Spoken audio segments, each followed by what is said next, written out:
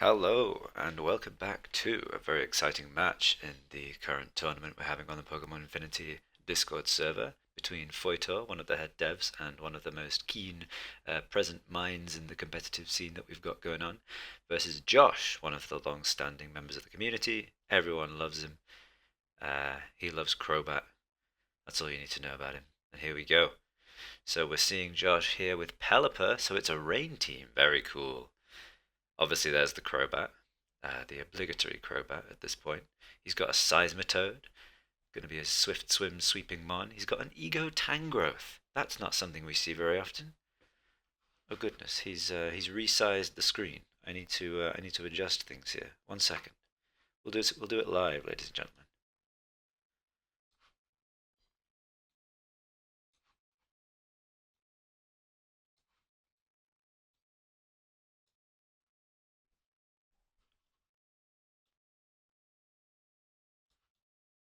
Okay, this is going to have to do. All right, so here we see Feutor's team. Um, as we saw in the previous match that he took part in. This is losers round two, by the way. We did one losers round two match. This is the other losers round two match. So whoever wins this faces Hot Wings. And yeah, we're going to see how Feutor's going to manage to take on Josh's Rain team. Quite scary. You would guess that Josh would like to lead with Pelipper. So Feutor's got to think about what's a good lead against Pelipper. He's decided Cerigal is the answer. We'll see what he wants to do. There is the Crobat, in fact, as a lead, so that's a pretty decent matchup, I suppose, into Cerigal, as the matchups go. Certainly outspeeds, can threaten a Brave Bird, although the -1 attack does play a big factor there. Now Josh has also got to be afraid of the Toxic. So we'll see what he wants to do here. I think Brave Bird with the reduction in attack would probably do about 60%. He does go for the U-turn. Okay. So that's good, because now Feutor is going to be in with his Typhlosion. Now, I wasn't looking. Did I see Cloud9?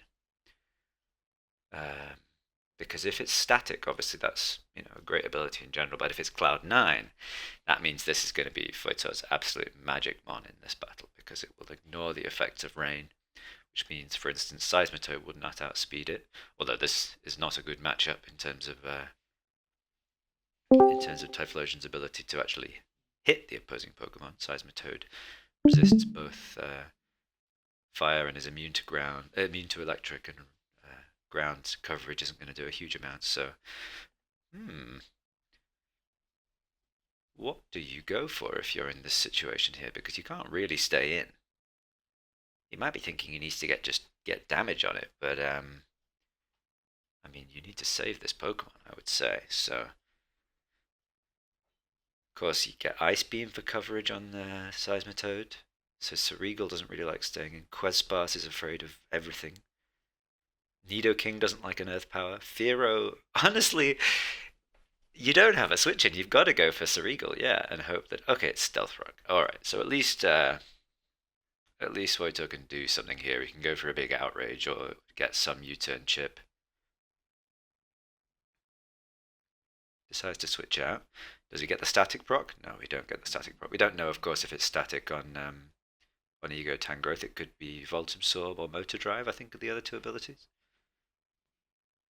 This is great. We've not seen Ego Tangrowth in a tournament before, I don't think. This is exciting to see what it's going to do. What kind of set it is as well. It might be a Thunder set, making use of rain. Nice special attacking set. Gets Charge Beam, of course. It does get various setup moves. I think it gets Autotomize. It might be Autotomize Thunder. That would be very cool.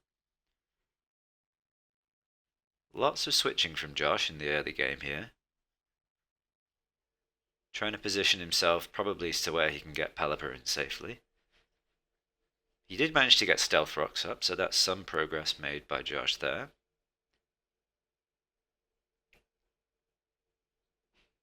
Okay, so obviously, oh, this is interesting. There's no glare on Quezsparce. There is glare, of course, on Cerigal we saw, so he's obviously just chosen to go for Defog on Quezsparce, which is fair enough. A better Defogger than Cerigal because it's actually resistant to rocks rather than weak to them. So, did I just see Did I see a roost or did I see an earthquake? A roost, okay. So here comes Pelipper. That was a good chance for Josh to get the rain up here now. And of course, Questbas isn't going to be able to do anything to Pelipper. And you have to be always afraid of the chance that it's an offensive set with speed investment. You can try and stay in a U-turn here, but if it does end up having speed EVs, which I think with enough speed EVs it would be able to. Oh, maybe not. Questbas is base 100. Probably not, actually. So he goes for the U-turn. Ceregal, of course, will resist a water attack. Ooh, it won't resist that. Wow! Oh, and the confusion. That's rough. Okay. What do you do here if you're Feutor? Do you try and... Yeah, well, I think all you can really do, but if you surf now and predict... Okay, so he does... Yeah, that was a good play by Feutor. It was tough to position off that first turn, where you didn't know what Pelipper would go for. But once you kind of baited him into hurricaning, then you can more safely go into Typhlosion. Now, does he try and make a prediction here based on the fact that he's behind? He does. Very smart. Very smart. That's some good chip. So we see leftovers. So Life Orb is obviously scarier in terms of it's harder to switch into. Leftovers is harder to kill, but maybe a little bit more manageable. So we do see the surf come out there. Okay, so at least Seismitoad is chipped, and I'm sure he's going to go into Ceregal here. Oh, he goes into Feutor. Yeah, same. Either way, that's good because he gets basically guaranteed damage on this. And we're seeing Crobat really basically on this team, I imagine. Partly because Josh loves Crobat, but partly because it's a great answer to Ego Fero, particularly an Ego Fero that isn't running a usable stab dark move, which a lot of them don't because you've got Pursuit as a good option, Sucker Punch is a good option, Ambush we see here as well. So it's hard to actually find room for crunch. Nidoking, of course, can come in and threaten with Ice Beam here, which it will do. Ice Beam also hits Seismitoad. It also hits Pelipper fairly well. It hits probably most things on this team, I would imagine. I can't recall the full lineup for Josh, but I think this is quite a safe play. Josh has to keep this healthy, otherwise Fero can do great work. Obviously being able to Sucker Punch the Seismitoad if it comes to that, so in terms of keeping control of the speed in this match, Josh needs to keep Crobat very healthy. Okay, so that is a good answer in terms of resisting Ice Beam. The question is this Tangrowth speed invested? It's got, I think, base 97 speed, so very respectable, but it would need investment, obviously, to outspeed Nidoking, which is probably max speed. There's the tactical switch. Do you just go for... Yeah, he's just going for chips, so obviously effectively sacrificing Nidoking here. Surf will take it out. But Sludge Wave will probably do about 70-something%, I would guess, if it's not Spadef. 75% maybe. Pelipper obviously very frail on the special side. Wow, even more. That was about 90%. Goodness. Okay, well, it didn't kill, which was all that Pelipper needed to get the kill there, but now Ceregal can come out and kind of keep momentum in the match slightly, at least being able to finish it off with a U-turn.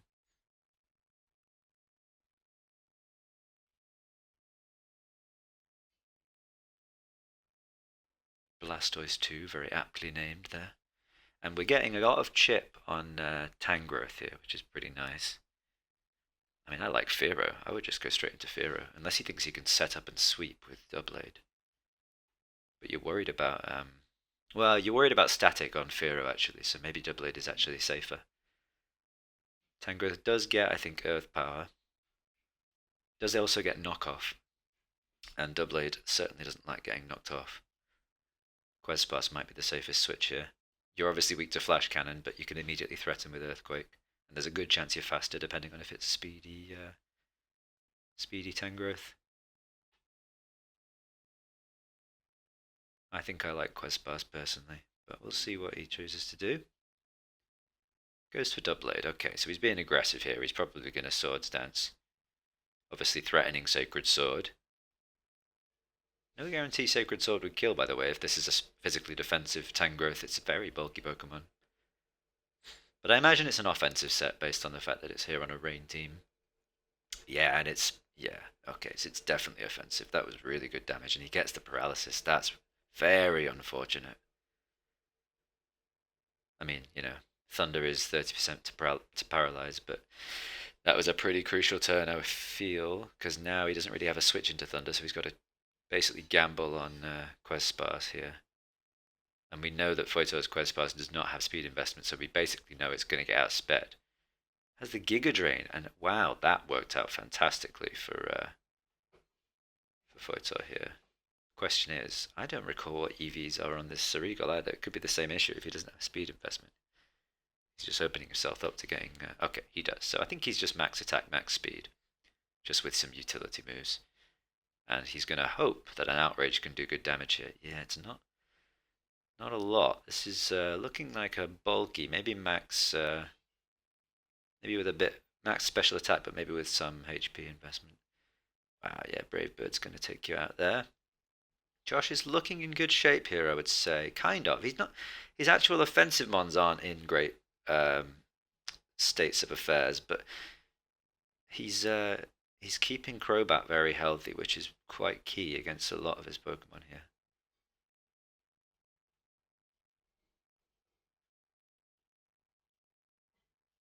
Now let's see what else Joshh has. Ah, yeah, we see the Grimfowl. Oh, wow, critical hit. So obviously Grimfowl is going to be able to go for a hypnosis here. I'd forgotten about Grimfowl from the team builder. It's yeah, wow, we went for Night Days. I would have liked to maybe see hypnosis there. Because if he can get a U-turn here and do good enough damage, I don't know how much it's going to do. Okay, so it's once again speedy Grimfowl. Joshh has gone really offensive with this team. And of course, now he can just nasty plot up, and this is looking bad. This is looking really bad for Feutor here. He can ambush at least, which will do some chip. High jump kick will kill. From here it should do. But we always have the Crobat. This has really been the key mon in this matchup. Basically stopping Fearow and Ceregal from doing anything. And of course being immune to anything that Questpass wants to do as well. So that's half of Feutor's team. And then we see a high jump kick miss. I mean, this is going from bad to worse here for Feutor. Gets chipped with the Sucker Punch. But I'm not sure it's going to be enough. Unless he can get a Swords Dance Shadow Sneak sweep here without... goes for a U-turn. I would have loved to see a Roost there. I mean, if you Roost up, what is Feutor going to do? Oh, the paralysis again. Wow, I mean, this is so unfortunate. Everything Feutor's tried to do in this match has gone wrong, essentially. Gets the Swords Dance, but with the Leech Seed, I don't think he's going to have enough turns here. I think he's got about 2 turns left. We'll see what he can do. I don't know if Shadow Sneak will kill... It's certainly... yeah, he can just Volt Switch. So he's only actually got 1 turn left after this. Sacred Sword's going to kill Grimfowl. But yeah, Crobat can just come in here, and that's going to be game. Wow. Joshh played that well. Very unfortunate on Feutor's part, I would say, but it was a good game. The Rain team proving pretty difficult for the type matchups that Feutor had there. And yeah, the paralysis means that Magna Crobat will guaranteed outspeed this Doublade and be able to pick it off. And that's GG. Wow. Great match. Well done, both of you. It was fun to watch, fun to commentate on. Commiserations Feutor, who's out of the tournament at this stage. Joshh moves on to play Hot Wings in the round 3 of the lower bracket. And we will get that match when it happens, and see you then.